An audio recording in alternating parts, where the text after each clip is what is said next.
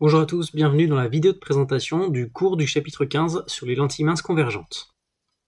Dans le prolongement du chapitre 14 où on a vu les lois de la réflexion et de la réfraction, on va voir maintenant comment les lois de la réfraction sont mises en œuvre dans des lentilles minces.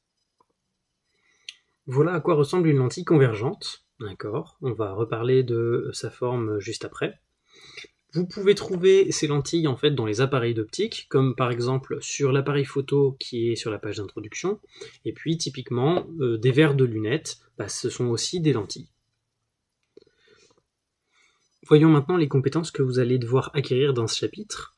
Alors vous allez devoir être capable de caractériser les foyers d'une lentille mince, on va voir ce que c'est que les foyers. Vous allez utiliser le modèle de rayon lumineux pour déterminer la position, la taille et le sens d'une image. On va voir ça aussi juste après.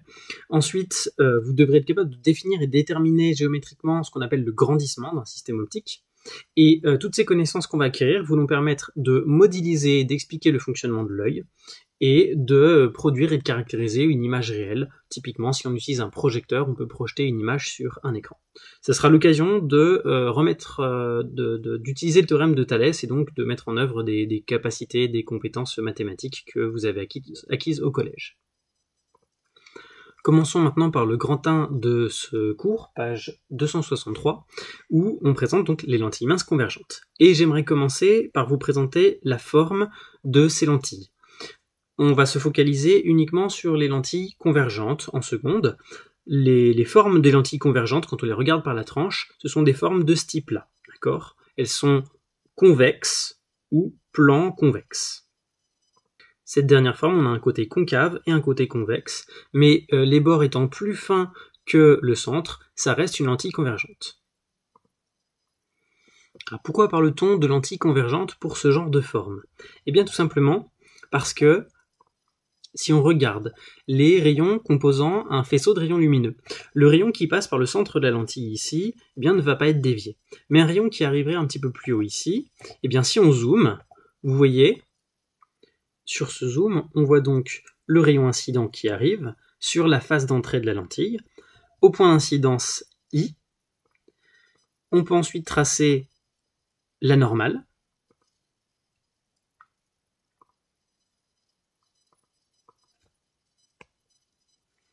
qui est ici, et ensuite, eh bien, ça permet de définir donc l'angle d'incidence du rayon incident I1, qui est ici. Ce rayon va être réfracté, et on voit ici l'angle du rayon réfracté I2. Donc ce rayon est dévié en passant sur la première face, et c'est la même chose sur la deuxième face. Et dans cette configuration-là, eh bien, l'angle I2, ici, sera plus grand que l'angle I1, parce qu'on passe d'un milieu plus réfringent, le vert, à un milieu moins réfringent, l'air. Et donc, on voit que ça a pour effet de courber le rayon lumineux et de le rapprocher de l'axe de la lentille. Donc, si on reprend ce schéma, eh bien, on se retrouve à avoir, ici, le rayon qui est dévié comme ça.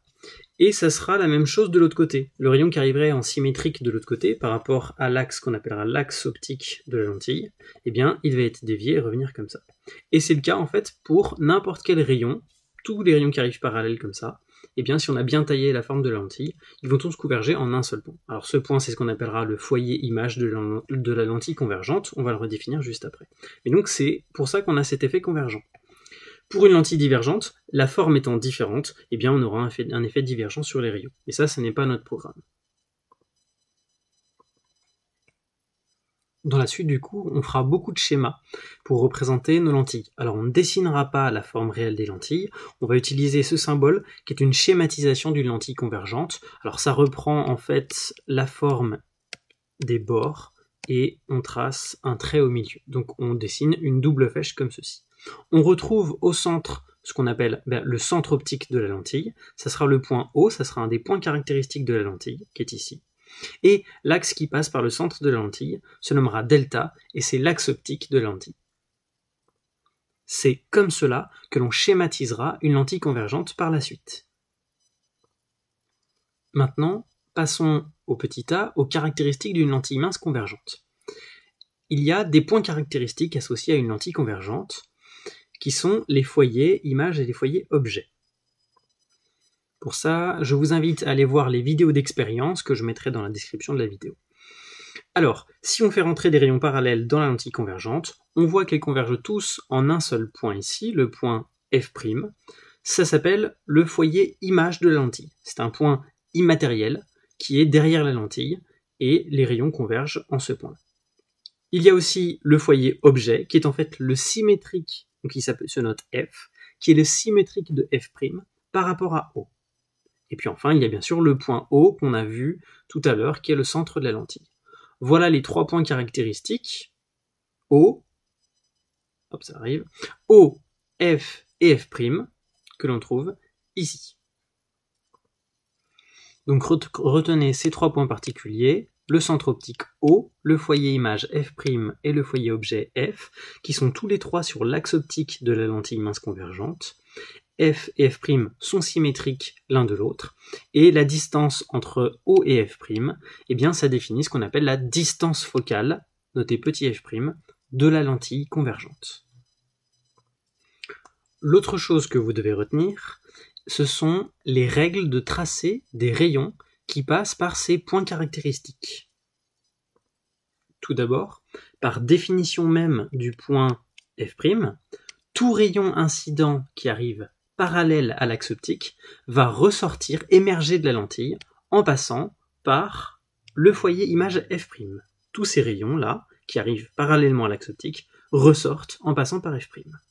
Premier tracé caractéristique. Deuxième tracé caractéristique, les rayons qui passent par le point caractéristique O du centre de la lentille.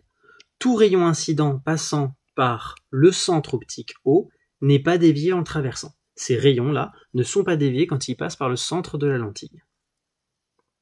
Et enfin, dernière situation, des rayons qui passeraient par F, le foyer objet, eh bien tout rayon incident qui passe par le foyer objet F ressort de la lentille parallèlement à l'axe optique. On va voir que ces trois tracés vont nous permettre de tracer les images d'un objet qu'on regarde à travers cette lentille juste après. Maintenant qu'on maîtrise les caractéristiques d'une lentille mince convergente, eh bien, on va regarder comment on peut produire, comment on peut former une image. Donc, on passe au petit b. Pour ça, je vous invite à nouveau à aller voir la vidéo du livre numérique, Formation d'une image, ok, et la vidéo d'expérience associée à ça. Pour former une image, on utilise un objet lumineux, comme par exemple une lettre, ici la lettre D. Et si l'on positionne bien les objets, notamment la lentille, sur le banc, eh bien cet objet peut former une image sur un écran ici, on voit apparaître la lettre P. Dans la suite, quand on regarde un objet, en général, on s'intéressera seulement à deux points de cet objet, qu'on peut nommer par exemple A et B, et on s'intéressera aux rayons lumineux qui partent d'un point de cet objet. Si je m'intéresse alors au point B de la lettre D, tous les rayons lumineux qui partent du point B partent dans toutes les directions, et pour ceux qui passent dans la lentille, eh bien, ils peuvent converger en un point. Donc si je place mon écran à cet endroit-là, là où les rayons convergent, sur mon écran va se former l'image de ma lettre. Et lorsque l'écran est bien positionné pour voir l'image nette, eh bien, j'aurai mon point B ici, alors ce sera B', l'image de B, et pour le haut de A, ça sera ici, j'aurai le point A'. Et donc, mon image qui va se former, eh bien, on dit qu'elle est réelle. C'est une image qui est réelle parce qu'elle se forme sur un écran. Elle peut être, alors dans ce cas-là, elle sera renversée par rapport à l'objet, et elle peut être plus petite ou plus grande que l'objet. On évoquera ça dans la suite. Pour la suite de la vidéo, je vais vous montrer comment on peut faire une construction géométrique pour mettre en évidence la formation d'une image. Et en fait, ce genre de construction que vous devrez savoir faire va s'appuyer sur ce qu'on a appris ici et va nous permettre de savoir eh bien, où se forme l'image d'un objet. Donc pour la suite, je vous invite à cliquer sur le lien de la vidéo suivante où on va faire des tracés au tableau et puis on évoquera donc le grandissement et la modélisation de l'œil.